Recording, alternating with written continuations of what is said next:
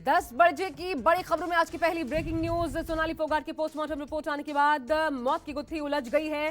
सोनाली फोगाट की postmortem report में बड़ा खुलासा। सोनाली के शव पर चोटों के निशान मिले हैं। रिपोर्ट में कहा गया है सोनाली की मौत जांच का विषय है। अगली बड़ी खबर, सोनाली फोगाट की पोस्टमार्टम रिपोर्ट में हत्या के संकेतों के बाद परिजनों की शिकायत पर पुलिस ने 2 लोगों के खिलाफ एफआईआर दर्ज कर ली है। उसका सोनाली फोगाट के पीए सुधीर सगवान और उसका दोस्त सुखविंदर बास्ती को हिरासत में लिया गया है। गोवा पुलिस ने सोनाली की हत्या के मामले में दोनों को हिरासत में लेकर फिलहाल जांच शुरू कर दी है। तीसरी बिग ब्रेकिंग, पीएम की सुरक्षा में चूक पर अनुराग ठाकुर का बड़ा खुलासा। पंजाब दौरे के दौरान पीएम की सुरक्षा के साथ कांग्रेस ने खिलवाड़ किया। साजिश के तहत सुरक्षा में चूक की गई। साथ ही अनुराग ठाकुर ने यह भी कहा कि पीएम के दौरे के दौरान अधिकारी मौजूद नहीं थे, पीएम को अकेला छोड़ दिया गया था।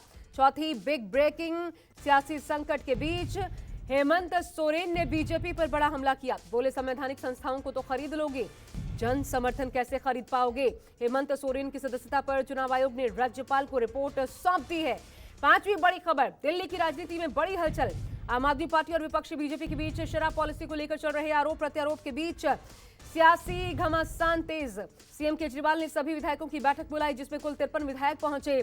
बताया जा रहा है जो विधायक बैठक में नहीं पहुंच पाए उनसे केजरीवाल ने फोन पर बात की। इसके बाद विधायकों के पार्टी से टूटने की सारी आशंका खत्म हो गई।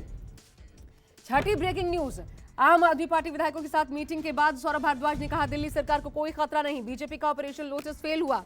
हमारे 40 विधायकों पर बीजेपी की नजर थी। साथ ही बीजेपी पर सवाल उठाते हुए सौरभ भारद्वाज ने कहा ऑपरेशन लोटस के लिए बीजेपी आखिर 800 करोड़ कहां से लाई। बता दें कि विधायकों की मीटिंग में 62 में से 53 विधायक शामिल हुए।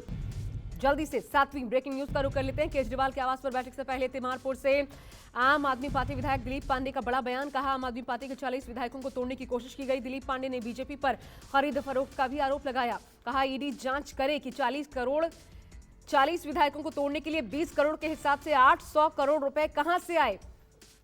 8वीं ब्रेकिंग न्यूज, बैठक में शामिल होने पहुंची आम आदमी पार्टी विधायक आतिशी मारलेला ने बीजेपी पर आरोप लगाया। कहा बीजेपी कई दिनों से कोशिश कर रही है कि दिल्ली सरकार को गिरा सके। आतिशी ने कहा हमारे विधायकों को पैसे का ऑफर दिया जा रहा है, उन्हें धमकियां दी जा रही हैं। कई विधायकों ने कहा उन्हें 20-20 करोड़ रुपए का ऑफर दिया गया। 9वीं बड़ी खबर, दिल्ली बीजेपी नई आबकारी नीति के विरोध में केजरीवाल सरकार के खिलाफ जमकर प्रदर्शन कर रही है। इस दौरान बीजेपी कार्यकर्ताओं ने सिसोदिया के पुतले के साथ आज प्रदर्शन किया। दिल्ली सरकार के खिलाफ जमकर नारेबाजी की। प्रदर्शन में दिल्ली बीजेपी अध्यक्ष आदेश गुप्ता समेत कई बड़े नेता शामिल हुए। 10 बजे की 10वीं ब्रेकिंग न्यूज। अब गृह मंत्रालय में आंतरिक सुरक्षा और जम्मू कश्मीर पर उच्च स्तरीय बैठक हुई। गृह मंत्री अमित शाह की अध्यक्षता में बैठक हुई और सुरक्षा को लेकर कई अहम फैसले हुए। बैठक में जम्मू कश्मीर के LG, CRPF DG, BSF DG, IB chief सहित गृह मंत्रालय के दूसरे अधिकारी भी मौजूद रहे। 11वीं ब्रेकिंग न्यूज, जम्मू कश्मीर से जहां पर आतंकियों से पूरी ताकत से निपटने के निर्देश दिए गए हैं। जम्मू कश्मीर की सुरक्षा समीक्षा को लेकर हुई एमएचए की बैठक के बाद निर्देश गृह मंत्री अमित शाह ने जारी किए। 12वीं बड़ी खबर, दिल्ली से जहां पर डिप्टी सीएम मनीष सिसोदिया और पंजाब के सीएम भगवंत मान हिमाचल प्रदेश के ऊना के दौरे पर हैं। इस दौरान भगवंत मान ने मोदी सरकार पर हमला बोलते हुए कहा पीएम नरेंद्र मोदी हमको कहते हैं कि हम मुफ्त की रेवड़ियां बांटते हैं। मैं उनसे पूछना चाहता हूं जनता के अकाउंट 15 लाख के पापड़ कहां है। साथ ही मनीष सिसोदिया ने केंद्र सरकार पर हमला करते हुए कहा बीजेपी एक सीरियल किलर है जो कि डेमोक्रेसी का मर्डर कर रही है। 13वीं बड़ी खबर, योगी सरकार में कैबिनेट मंत्री भूपेंद्र सिंह चौधरी उत्तर प्रदेश बीजेपी के नए अध्यक्ष बनाए गए हैं।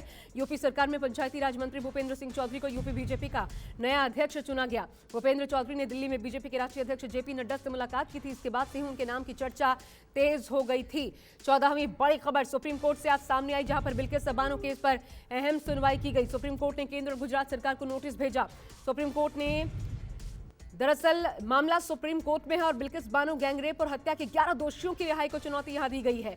दोषियों की रिहाई के बाद देश भर में इस मामले की जमकर आलोचना की जा रही है। 15वीं बड़ी खबर, फिल्म निर्माता सावन कुमार का 80 साल की उम्र में आज निधन हो गया। सावन कुमार का हार्ट अटैक से निधन हुआ। मुंबई के अस्पताल में सावन कुमार ने आखिरी सांस ली। फेफड़ों में संक्रमण के चलते सावन कुमार को कोकिलाबेन अस्पताल में भर्ती करवाया गया था। सावन कुमार ने सनम बेवफा जैसी सुपरहिट फिल्में दी थी।